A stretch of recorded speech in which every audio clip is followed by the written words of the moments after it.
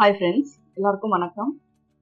இந்த வீடியோல நம்ம என்ன பார்க்க போறோம் அப்படின்னா ஒரு பேக் ஓப்பன் பிளவுஸ், அதாவது டாட் வச்சு ஒரு பேக் ஓப்பன் பிளவுஸ் வந்து எப்படி ஸ்டிச் பண்றது அப்படிங்கிறது. ஏன்னா பிரின்சஸ் கட்ல பேக் ஓப்பன் இருக்கு, போட் நெக் இது எல்லாமே நம்ம யூஸ்வலா வைப்போம். ஆனா இது வந்து பழைய மாடல்ல பாத்தீங்க அப்படின்னா டாட் வச்சுட்டு முன்னாடி அதுல எப்படி யோக் அட்டாச் பண்றது, பேக் ஓப்பன் பிளவுஸ் எப்படி ஸ்டிச் பண்றது அப்படிங்கிறத நம்ம இந்த வீடியோல நம்ம பார்க்கலாம்.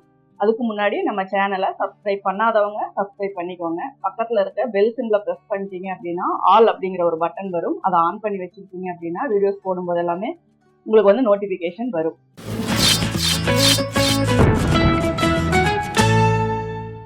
இப்போ இது வந்து ஸ்லீவ் பார்ட். இந்த மெட்டீரியல் பாத்தீங்கன்னா ஒரு பனாரஸ் மெட்டீரியல். இதுக்கு கீழே பாத்தீங்க அப்படின்னா கேன்வாஸ் வச்சுதான் இதுல எம்ப்ராய்டரி ஒர்க் பண்ணியிருக்கோம். இந்த ஒர்க் இருக்கும்போது உங்களுக்கு வந்து இதை எடுத்துட்டு ஸ்டிச் பண்ணுமா இல்ல அப்படியே ஸ்டிச் பண்ணுமா அப்படிங்கிற டவுட் நிறைய பேருக்கு வருது. ஏன்னா இந்த கேன்வாஸ் எல்லாம் நம்ம ரிமூவ் பண்ணணும் அப்படின்னா கண்டிப்பா அது நடக்காத விஷயம். ஏன்னா ஒரு நாள் இருந்தா கூட இது எல்லாத்தையுமே நம்மளால ரிமூவ் பண்ண முடியாது. அதனால இந்த கேன்வாஸ் இந்த டிசைன் இருந்துச்சு அப்படின்னாலும் அது பிரச்சனை கிடையாது. நீங்க அப்படியே வச்சு எப்பவும் போல நம்ம ஸ்டிச் பண்ணிக்கலாம். ஆனா இதுவே வந்து ஒரு கிளாத்துக்கான ஒரு திக்னஸ் இருக்கு அப்படிங்கிற பட்சத்துல நீங்க நெக் பீஸ் வந்து செப்பரேட்டா வைக்கணும் அப்படிங்கிறது கிடையாது. சப்போஸ் கொஞ்சம் திக்கா வேணும் அப்படின்னா உள்ள வந்து ஒரு பீஸ் கொடுத்து நம்ம அடிச்சு திருப்பிக்கலாம். அதை வந்து இந்த வீடியோல நம்ம பார்க்கலாம். நெக் எப்படி ஃபினிஷ் பண்றது, அதே மாதிரி ஸ்லீவ் எப்படி ஃபினிஷ் பண்றது, பேக் ஓப்பனுக்கு எப்படி டாட் பிடிச்சி பட்டி வந்து அட்டாச் பண்றது அப்படிங்கிறது எல்லாமே நம்ம இந்த வீடியோல நம்ம பார்க்கலாம். இப்போ ஃபர்ஸ்ட் வந்து நான் இதுல வந்து ஸ்லீவ் போர்ஷன் எடுத்து வச்சிருக்கேன். இது வந்து ஷார்ட் ஸ்லீவ் தான். இதை வந்து நான் எடுத்திருக்கேன். ஃபர்ஸ்ட் இதை வந்து நம்ம ரெடி பண்ணுவோம். இது எப்பவும் போல நம்ம அடிச்சு திருப்பி சுத்தி நம்ம தையல் போட்டுக்கலாம். யூஸ்வலா எப்பவுமே நீங்க வலது இடது மாறாம கரெக்டா வச்சு தையல் போட்டுக்கோங்க. கீழே இவ்வளவு கிளாத் உள்ள இருந்தாலும் நமக்கு கொஞ்சம் திக்கா இருக்கும், அதனால இந்த கொஞ்சம் எக்ஸஸா விட்டுட்டேன்.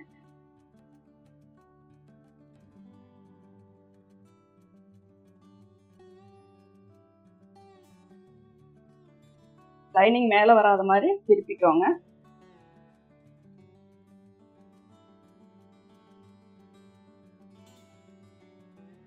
இதுல பாத்தீங்கன்னா 1 இன்ச் டிஸ்டன்ஸ்ல நான் வந்து தையல் போட்டிருக்கேன். இந்த மாதிரி கிளாத்ல கரெக்டான மேட்சிங்ல ஸ்டிச் போட்டீங்கன்னா உங்களுக்கு வந்து தையல் கூட தெரியாது, பாக்குறதுக்கு தையல் போட்ட மாதிரியே இருக்காது. அதனால மேட்சிங் த்ரெட்டா போட்டுக்கோங்க.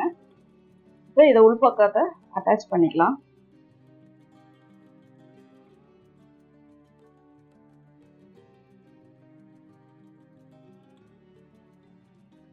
இந்த எக்ஸஸ் எல்லாம் கட் பண்ணிடுவோம். நாச் கரெக்டா கட் பண்ணி விட்டுருங்க.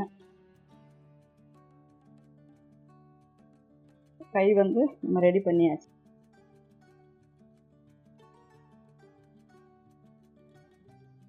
இதுக்குள்ள இருக்கிறது பாத்தீங்கன்னா இது வந்து கேன்வாஸ் தான். அதனால இது வந்து ரொம்ப நாள் வாஷ் பண்ண அப்படியே போயிடும். அது வந்து ஒரே வாஷ்ல போகுமா அப்படின்னாலாம் போகாது, ரொம்ப நாள் ஆகும். அது உள்ள வச்சு தைக்கிறனால நமக்கு ஒன்றும் கிளாத்ல வந்து எந்த ஒரு பிரச்சனையும் வராது. அது உள்ள எடுக்கிறது கஷ்டம்தான், எடுக்காம அப்படியே வந்து தைச்சிக்கலாம். இது ஒரு ஷார்ட் ஸ்லீவ் தான். ரைட் லெஃப்ட் நம்ம ரெடி பண்ணிட்டோம். இதுக்கப்புறம் இது பேக் போர்ஷன். நார்மலா நம்ம எப்படி ஒரு பேக் தட் வந்து நம்ம கட் பண்ணுவோமோ அதே மாதிரி தான் கட் பண்ணியிருக்கேன். இதுல ஒரே ஒரு விஷயம் என்ன பண்ணியிருக்கேன் அப்படின்னா, இந்த இடத்துல நம்ம கொஞ்சம் ஸ்டிச் பண்ணும்போது இந்த நெக்கு வந்து க்ளோஸ் ஆகக்கூடாது, இப்படி வி ஷேப்ல வந்துடக்கூடாது. அதனால இங்க வந்து கொஞ்சம் வைடு பண்ணியிருக்கேன். வேற எந்த ஒரு சேஞ்சஸுமே நான் இதுல வந்து பண்ண கிடையாது. நார்மலா நம்ம ஒரு பேக் தட் எப்படி ஃப்ரண்ட் ஓப்பனுக்கு கட் பண்ணுவோமோ அதே மாதிரி தான் நான் கட் பண்ணியிருக்கேன். இதையும் நம்ம அடிச்சு திருப்பி ரெடி பண்ணிக்கலாம். சுத்தி வர தச்சுட்டு எக்ஸ்ட்ரா இருக்கிறது எல்லாத்தையுமே நம்ம கட் பண்ணிக்கலாம். இது யூஸ்வலா நம்ம வந்து எல்லா லைனிங் பிளவுஸுக்கும் செய்யற அதே மெத்தட் தான். இதுலயும் உள்ள எக்ஸ்ட்ரா கிளாத் இருக்கு.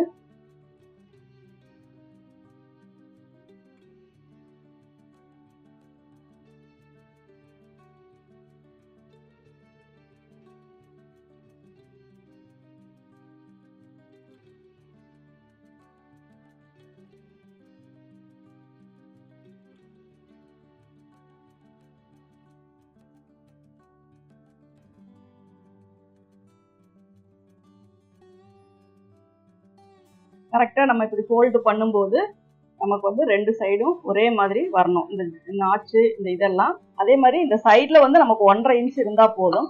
அதிகமா இருந்தா நம்ம கடைசியா அதை கட் பண்ற மாதிரி தான் வரும். அதனால அதை நீங்க ஃபர்ஸ்டே வந்து கட் பண்ணிக்கோங்க. இப்போ இதுக்கு வந்து நம்ம டாட் பிடிக்கலாம். டாட் பிடிக்கிறது உங்களுக்கு தெரியும். கரெக்டா இந்த இங்க எக்ஸ்ட்ரா இருக்கிற 1.5 இன்ச்சை விட்டுட்டு இந்த சைடு வந்து நம்ம சென்டர் பண்ணி டாட் பிடிச்சிக்கலாம்.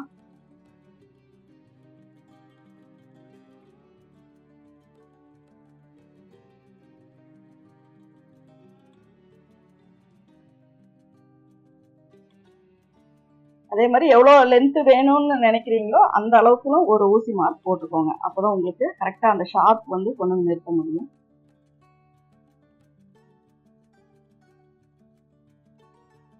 இது வந்து கரெக்டா ஈக்குவலா வச்சு பிடிச்சிக்கோங்க. ஏத்தி தாத்தி வந்துடக்கூடாது.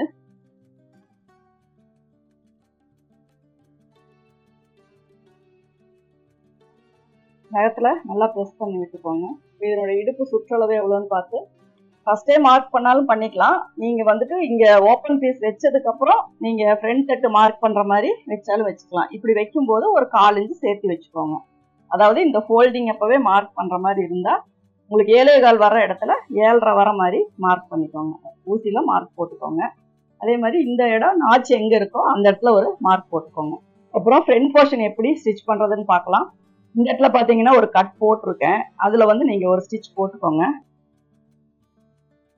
அப்பதான் இந்த இடம் உங்களுக்கு அந்த முன்னாடி நம்ம போடுற கட்டு வந்து செஸ்ட் ரவுண்டு கரெக்டா வர மாதிரி இருக்கும். அதுக்காக இதை வந்து நம்ம அடிச்சு திருப்பிக்கலாம். பின் வேணாலும் போட்டுக்கோங்க அந்தந்த இடத்துக்கு. இது இப்ப என்ன ஷேப்ல இருக்கோ அதே ஷேப்லயே நீங்க தையல் போட்டுக்கோங்க.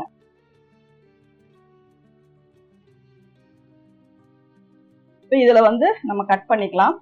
பேக் நெக்குமே கூட இதே மாதிரி நம்ம அடிச்சு திருப்பலாம். ஒரு சிலருக்கு பேக் நெக் வந்து ஏதாவது டிசைன் ஏதாவது வச்சிருந்தீங்க அப்படின்னா நம்ம பீஸ் கொடுத்து தைக்கிற மாதிரி தான் வரும். அதனால இதுல இப்ப ஃப்ரண்ட் நெக் எப்படி நீங்க ஃபினிஷ் பண்றீங்களோ அதே மாதிரியே கூட நீங்க பேக் நெக்குமே ஃபினிஷ் பண்ணிக்கலாம். நம்ம அடிச்சு திருப்புறது அப்படின்னா இந்த மாதிரி தான் நம்ம வந்து இதுல வந்து உங்களுக்கு இடையில ஒரு பீஸ் கொடுத்து திருப்பணும்னா கீழே வச்சுக்கலாம். இதுவே திக்னஸா இருக்கனால உங்களுக்கு கீழே பீஸ் தேவையில்லை. இப்படியே கூட நம்ம அடிச்சு திருப்பிக்கலாம். உங்களுக்கு தையல் வேணும் இன்னும் கொஞ்சம் ஹெவியா வேணும்னா மட்டும் 2 தையல் நீங்க போட்டுக்கலாம். இப்போ இதுக்கு ஒரு படிமான தையல் போட்டுக்கலாம்.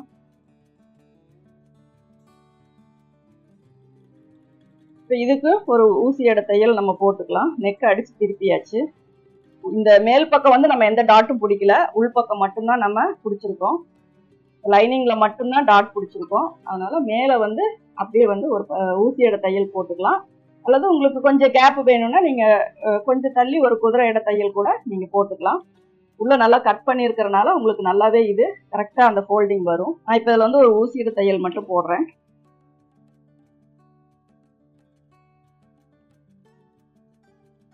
இப்போ நம்ம ஃப்ரண்ட் நெக் வந்து ரெடி பண்ணியாச்சு. பேக் நெக்கும் நீங்க இப்படியே பண்றதுனாலும் பண்ணிக்கலாம். இப்போ இதுல வந்து அவுட்டர்ல வந்து நம்ம சுத்தி தையல் போட்டுக்கலாம்.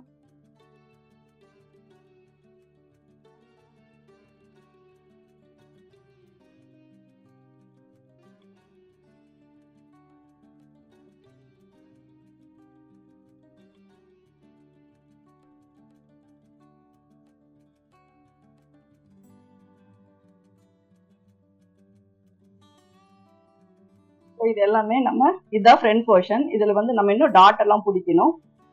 இப்போ பேக் நெக்கு நம்ம பீஸ் கொடுக்குற மாதிரியும் இதுவும் வந்துச்சு. அதாவது ஒரு பக்கம் அடிச்சு திருப்புற மாதிரியும் ஒரு பக்கம் இது நெக் பீஸ் கொடுக்குற மாதிரியும் வந்துச்சுன்னா ஷோல்டர் எப்படி க்ளோஸ் பண்றது அப்படிங்கிறதையும் பார்த்துக்கோங்க.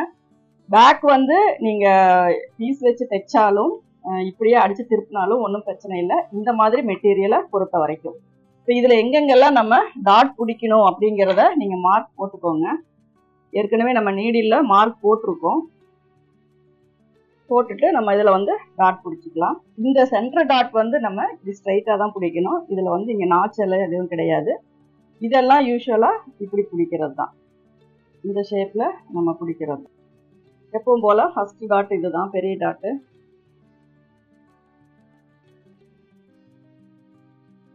அதுக்கப்புறம் சென்டர் டாட் பிடிச்சிக்கலாம். இதுல வந்து உங்களுக்கு கிளாத் வந்து இப்படி கரெக்டா பிடிக்க முடியலன்னா இதுல ஒரு ஸ்டிச் போட்டுக்கோங்க. பாயிண்ட் டு பாயிண்ட் ஒரு ஸ்டிச் போட்டுட்டு அதுக்கப்புறம் டாட் பிடிங்க. இது எல்லா டாட்டுக்குமே கூட இதை ஃபாலோ பண்ணிக்கலாம். இப்போ இப்படி பிடிக்கும் போது உங்களுக்கு கிளாத் வந்து கீழே இருக்க கிளாத் மேல இருக்க கிளாத் தனித்தனியா ஸ்லிப் ஆகாது. எந்த டாட் பிடிச்சாலும் நகத்துல நல்லா ப்ரெஸ் பண்ணி விடுங்க. அப்போதான் அந்த தையலே நமக்கு தெரியாத அளவுக்கு நீட்டா இருக்கும். அதுக்கப்புறம் ஆம்ஹோல் டாட் பிடிக்கலாம், அதே பாயிண்ட்ல தான். அதுக்கப்புறம் சைட் டாட், ஏன்னா பேக் ஓப்பன்லயும் நம்ம 4 டாட் வச்சு நம்ம ஸ்டிச் பண்ணலாம்.